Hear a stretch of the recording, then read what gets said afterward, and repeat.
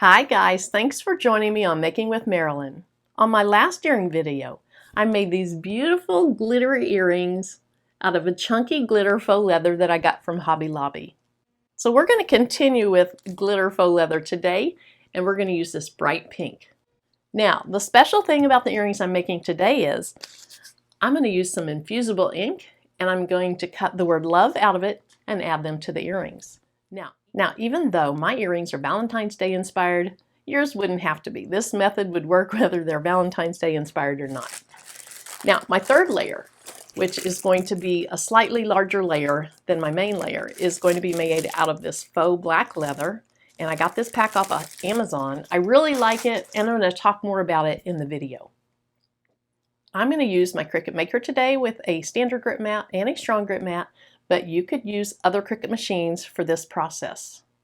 After I cut my Infusible ink, I'll use my Easy Press Mini, a small Teflon sheet, the pressing mat, and the butcher paper that comes with the Infusible ink. And then after I get everything cut out, I will punch holes in the earrings with one of the punch tools out of this set that I also got off of Amazon using a hammer and a little punch mat. And then lastly, I'll add some sterling silver hardware that I got from Amazon using this small pair of needle nose pliers. Other miscellaneous things, some tape. This is some Super Hold Scotch tape, my brayer, and some scissors. So if I forgot anything else, I'll put it in a title down below. So gather all your things, join me, and let's make some earrings. I'm in Cricut Design Space, and we're going to start our super simple design. We're going to click on Shapes, click on Circle. Now I want an oval, so I'm going to have to unlock the proportions. Right now, if I change the width, the height will change the same amount, and it'll still be a circle. So to get an oval, you'll have to unlock. You can either unlock it here, or I could have unlocked it here. This one's easier to see. Now I want the width of my earrings to be 1.4 inches. So in the W field, I'll type 1.4 and return or enter. And then in the height, I want them to be 2.25 inches tall. Perfect. Now let's change the color to red. Mine will be bright pink, but this is the closest color on the main panel of colors. They do have an advanced panel that I could go over here and kind of click where I think it should be. Okay, we'll just stay with that. I'm going to duplicate it to make my back layer. Now my back layer is going to be black. Then also my back layer needs to be a little larger. Now I want to keep the proportions locked this time. And I think I would like them to be 2.5 inches tall. Since the proportions are locked, the width will change also. Now let me lay my earring on top. Notice it's in the back. So I click on Arrange. Right now I have my pink layer selected, so I'm going to say Send to Front. Okay, I think that would be cute. I'm not going to put a cut hole here for my fishhook because I really prefer to punch them myself.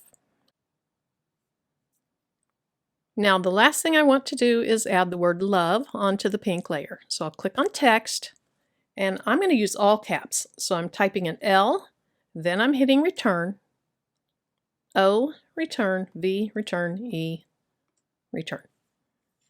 Then I can just click out of it. Let's drag this up here. And let's get a little bit closer up. Okay, the first thing I notice is the letters are way too far apart. So I select all of them and start decreasing my line space.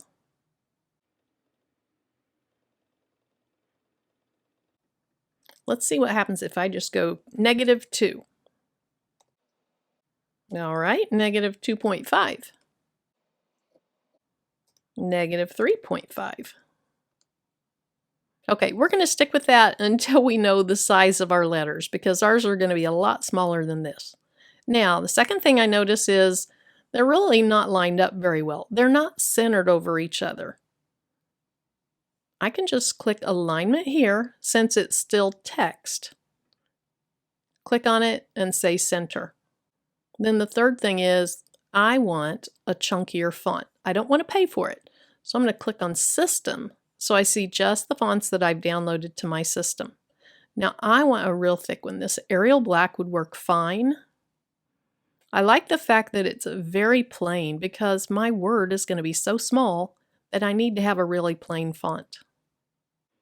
Now let's start getting this about to the size we need it so I know how close together I can put my letters.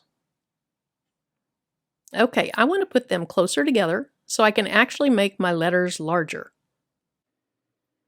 So we're going to try -4.5. Okay, I think I'll settle on that. I don't want them so close together that they're starting to touch each other because again, they're going to be so small that they'll be hard to read if you get too crazy with them.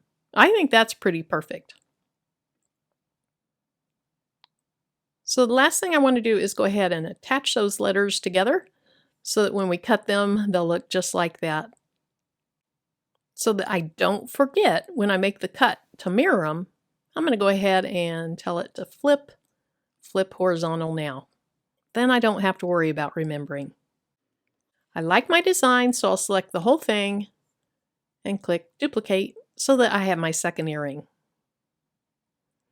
Right now, because this black is the same as this black, they're going to try to cut at the same time. And I don't want that because Infusible ink takes a different setting. So let me go ahead and change this to a little bit lighter color. And now we're ready. So I'm going to click Make It. And I actually want to start with my Infusible ink. So I click on the Infusible ink layer. I've already mirrored it, so I don't need to mirror it. And I want to move these down just a little bit. It'll help me remember where to place my material if I always put them in about the same place. I like to go 2 inches down, 2 inches over. Now, as my mat gets worn out, I need to move that around, but for now I'm fine. I'll click Continue. Then Infusible Ink Transfer Sheets is one that comes up on my screen, so I'll click on that. It tells me make sure the mirror is on, but since I flipped them, I don't have to do that, and it needs to be ink side up. I'm going to stick with the default pressure, and I'll make sure my fine point blade's in clamp B. Here's my little scrap I'm going to use of Infusible ink, and remember my cut's about 2 inches down and 2 inches over. So I'm going to place this slightly above and to the left of that mark.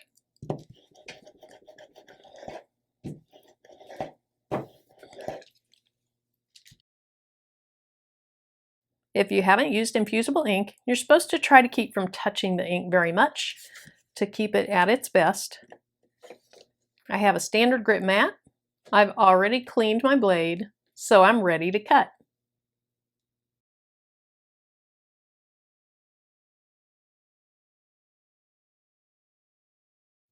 A lot of the times I like to turn my mat over and remove it from my material. This is so small, it'll be fine just to do it this way.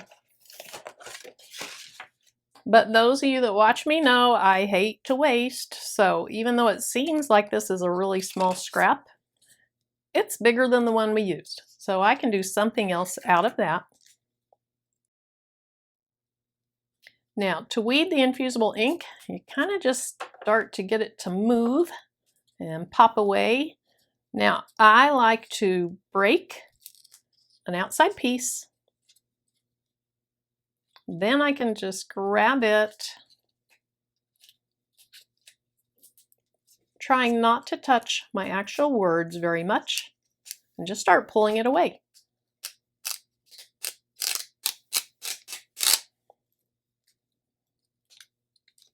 All I have left are the centers of my O's, and then I'm done.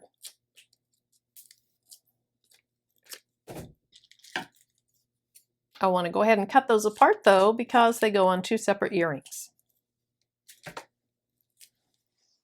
Okay, we're going to go to the pretty layer next, the pink layer, but to move my design down, I need to click on Edit. Now I can grab it. This time let's just go 2 inches down from the right side and 2 inches from the top. I am going to cut my material pretty side down. So if it mattered, if this wasn't a symmetrical design, I would need to mirror it. In my case, it doesn't. So I'll click Done. Then I need to change my setting. I'm no longer using Infusible Ink. I'm going to use this faux leather paper thin, but because it's glitter, I'm going to go ahead and increase my pressure. Once again, I'll use the fine point blade. The Cricut light's flashing, so we're ready to cut. Here's my pink glitter faux leather, and we're ready for it. So I went 2 inches down, 2 inches over. So let's see. I like to try to leave my vinyl or whatever I'm using in one piece. Now notice it wants to come up. We're going to change to the strong grit matte. Glitter does not like to stick to things.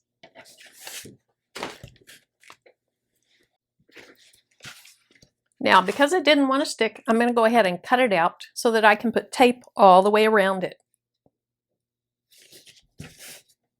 Now this is better. It doesn't stick great, but it does stick much better. So I want to go ahead and really push that down with a brayer. Hopefully I will not regret not putting a contact paper or a Cricut transfer tape under it sticky side up. Hopefully this glitter doesn't really mess up my mat. But in addition to my strong grit mat, and it still doesn't want to stay down. I have used this mat quite a bit, but I'm not ready for a new one.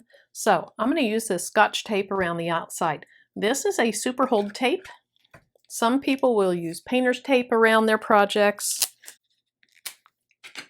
but I really like this.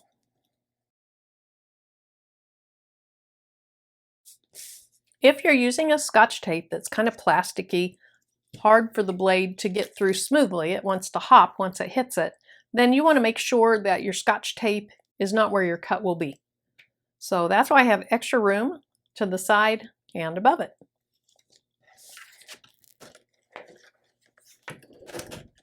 I always check my blade, probably way too much than I need to, but I just do. All right, let's push that button and watch it cut.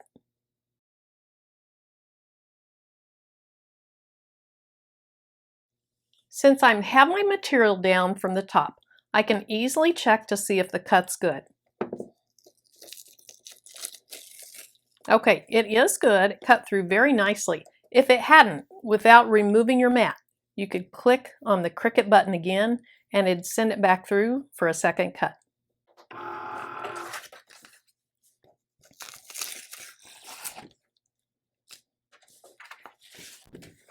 To remove my materials, I like to bend my mat back so that I can easily just pull the faux leather off. It's time for our third layer, so I can hover up here again. To move it on the mat, I need to hit Edit, move my faux leather design where I want it. I'll click Done. Again, I'm going to use faux leather paper thin, and I really feel like this will cut with just default. We'll see. If it doesn't, I'll send it back through for a second cut. My Cricut light's flashing, and I'm ready to cut again. We're ready for our last layer. It's the faux leather in black, and so I'll place it where it needs to go. I'm back to my standard grit mat.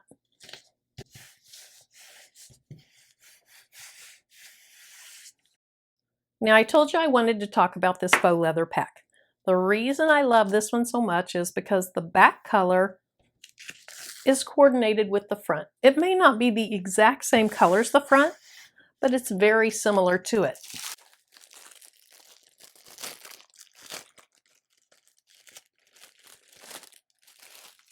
Sometimes when you order faux leathers, the backs are all white, and I really don't like that. So I have my pink, the back is white on that, but my blue, the back's a dark color. On my copper, the back's a dark color. on the blue. The back's actually blue. The purple has a dark back. The rose gold has a very similar shade on the back. And then the red has red on the back. A lighter color of red, but red. Now my Grinch color, it has a white back, and then of course the white has a white back. All right, I think I'm fine without tape. So check my blade very quickly. Remove any fibers from the previous cut, and we're ready to go.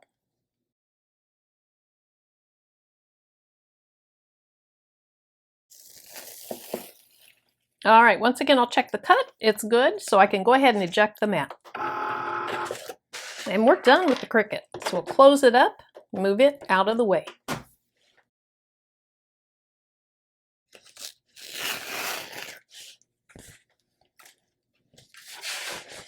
Again, I bend my mat, and it helps the material to release.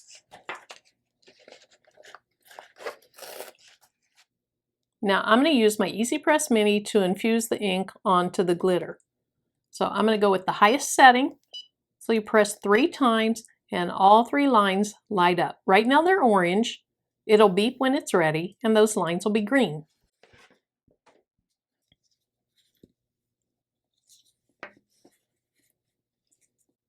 I forgot to tell you in the intro, I will use this heat-resistant tape. It's not necessary, but I think it holds things in place really nicely.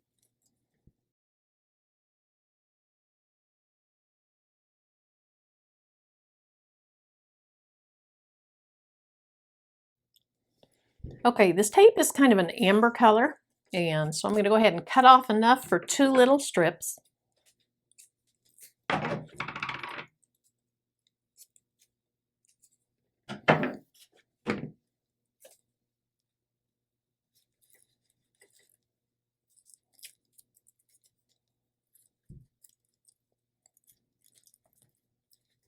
Now, before you heat it, make sure it's where you want it, because you can't change it. Cricut's instructions are to have a piece of cardstock under what you're infusing to. But in this case, this is thick enough. It's not going to blow through to my mat. But if you're doing clothes, you might want to put a piece of cardstock in between the layers so that your ink doesn't go through to the back layer.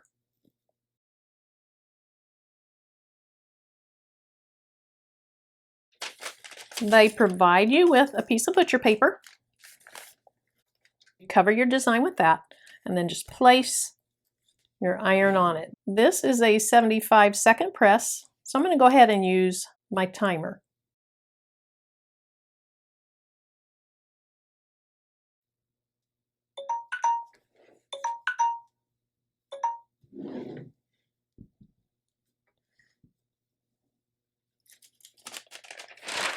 Now this is going to be really hot, and you're supposed to let it cool off all the way, so we'll go ahead and work on the second earring.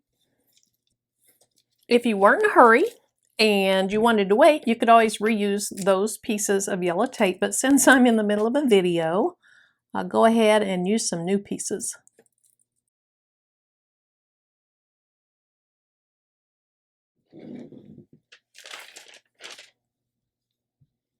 We'll cover it and go ahead and start.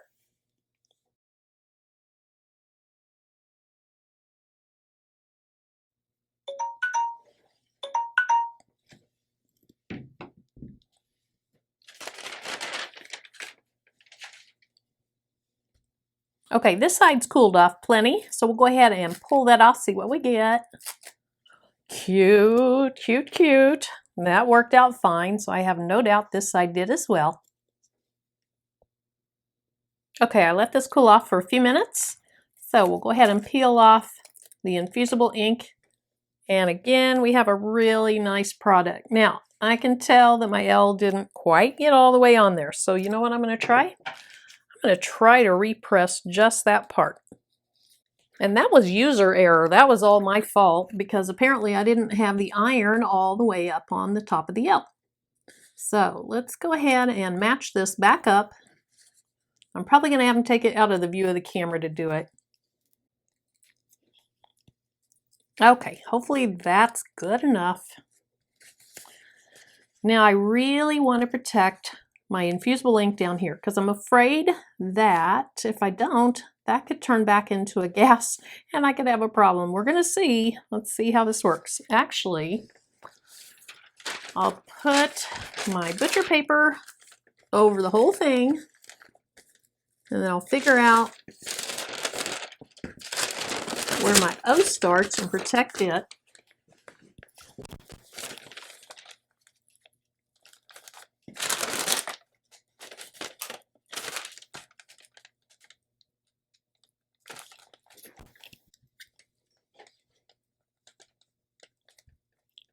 All right, now I'm trying to not even have heat on the O.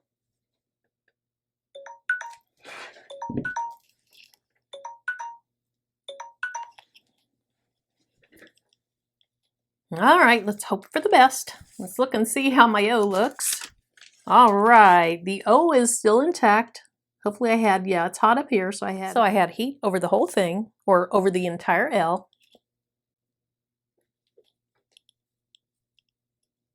And I'm impatient. I want to see if it fixed it. All right, let's check it out. I should wait longer, but like I said, I'm impatient. Oh, it fixed it. Good. And you can see from the back of the L that most of the ink did come off. So I am happy that I don't have to remake it.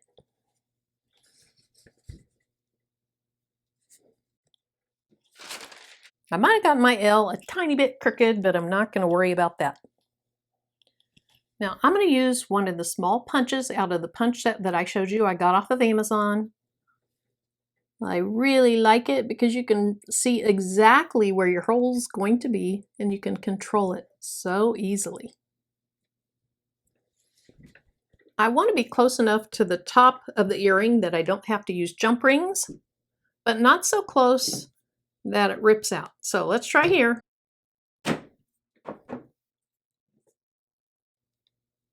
Okay, I like that. We'll do the second one. Then I'm just going to lay the black layer under it, get them lined up at the top. I probably could have punched both at the same time.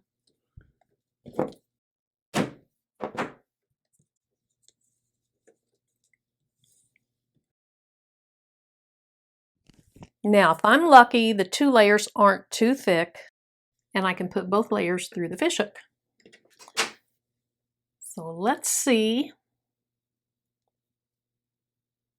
The end of the metal is on my side. So I'll put my needle nose pliers up and down alongside that, and then just twist up.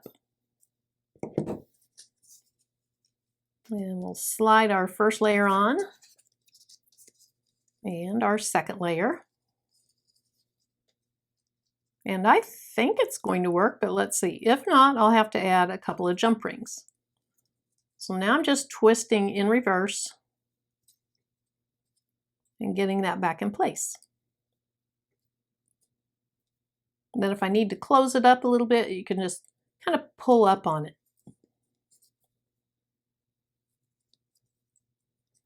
All right, doesn't look like I got it quite in the right place.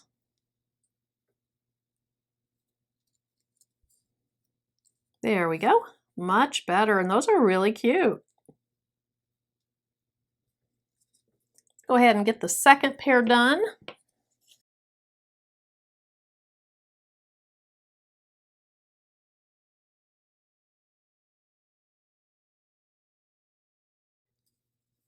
There we go. I am officially ready for Valentine's Day. I think those turned out adorable. I just love the bling, and I like how the black of the Infusible ink coordinates with the black of the faux leather. Thanks so much for joining me and sticking it out till the end. Until the next video, bye-bye.